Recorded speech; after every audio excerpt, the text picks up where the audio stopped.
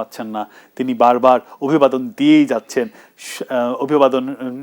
যাচ্ছেন এবং তার উচ্ছ্বাস তিনি প্রকাশ করছেন এবং তিনি হয়তো পারতেন সাধারণ মানুষের কাতারে গিয়ে দাঁড়াতে, কিন্তু সেটি যেহেতু সম্ভব নয় তারপরেও শহর এবং বিশেষ করে 300 ফিটের অবস্থা, সাধারণ মানুষ যেখানে অবস্থান করছে তারেক রহমানকে এক মুহূর্ত দেখার জন্য, এবং মাঝখানে যে লেকটি গিয়েছে, লেকের দুই পাশে অর্থাৎ দুই পাশ ঘিরে মানুষ রয়েছে এবং সেখানে আমরা দেখতে পাচ্ছি সাধারণ মানুষ কি পরিমাণ,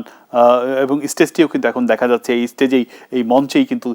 তিনি কথা বলবেন, বিশেষ করে এইখান থেকেই তিনি দেখছেন এবং তারা তাকে বরণ করে নিয়েছেন। আর তারপর থেকে আমরা যেটি দেখেছি যে ইতিমধ্যে তিনি তার যে গাড়ি বহর,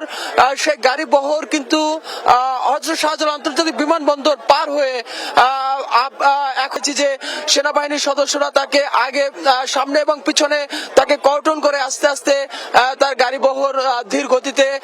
এগোচ্ছে। এই মুহূর্তে তার গাড়ি বহর আমরা যতটুকু জেনেছি সেটি কিন্তু আর্মস পুলিশ ব্যাটালিয়নের যে হেডকোয়ার্টার রয়েছে সেটি কিন্তু আস্তে আস্তে পার হয়ে সেখান থেকে আশকোনা হয়ে আস্তে আস্তে সামনের দিকে আগাবেন। এই মুহূর্তে তার গাড়ির বহর কিন্তু আস্তে ধীর গতিতে চলছে, কারণ বারবারই বলে রাখছি যে আসলে এত সমাগম হয়েছে, অর্থাৎ এয়ারপোর্ট থেকে শুরু করে 300 ফিট পর্যন্ত লোকে লোকারণ্য হয়ে গেছে, যেখানে সেনাবাহিনী সেই সাথে পুলিশ সদস্য, বিজিবি সকলে মিলে আসলে এই যে তার যে নেতা, তার যে কর্মীরা রয়েছে, নেতা কর্মী এবং তার দলের যে সমর্থক রয়েছেন, তারা কিন্তু তাকে খুব কাছ থেকে দেখার জন্য তারা কিন্তু সড়কে ভিড় করেছেন এবং এয়ারপোর্ট থেকে শুরু করে পুরো সড়ক জুড়ে কিন্তু আমরা দেখেছি যে লক্ষ লক্ষ নেতা কর্মী তারা কিন্তু বিভিন্ন প্ল্যাকার্ড নিয়ে দাঁড়িয়ে আছেন এবং নানা স্লোগানে কিন্তু আসলে পুরো এলাকা প্রকম্পিত করে রেখেছেন। এনজয় শীতের দিন, healthy happy skin, just Vaseline. Tarique Rahman যখন এসেছেন কিছুক্ষণ আগে আমরা যেটি দেখেছি যে আসলে একটি গাড়ি বহর গিয়েছে, সেখানে আমরা ধারণা করছি যে জোবাইদা রহমান এবং তার মেয়ে তারা কিন্তু গিয়েছেন, কিন্তু তারেক রহমানকে বহন করা যেই গাড়ি বহরটি রয়েছে সেটি এখন পর্যন্ত আসলে আমরা এই মুহূর্তে কাওলাতে অবস্থান করছি, এখন পর্যন্ত আসেনি। যতটুকু আমরা জেনেছি যে তার গাড়ি বহরটি আশকোনার খুব কাছাকাছি চলে এসেছেন এবং সেই গাড়ি বহরই কিন্তু অবস্থান করছেন বিএনপির কমিটির সদস্য অর্থাৎ মির্জা ফখরুল ইসলাম আলমগীর মহাসচিব থেকে শুরু করে যুগ্ম মহাসচিব রুহুল কবির রিজভী এবং স্থায়ী কমিটির সদস্য যারা রয়েছেন তারাও কিন্তু এই গাড়ি বহরে রয়েছেন এবং একই গাড়িতে বিএনপির নেতারাও রয়েছেন, একই গাড়িতে করে কিন্তু তারা এসছেন এবং একটি মিনি বাস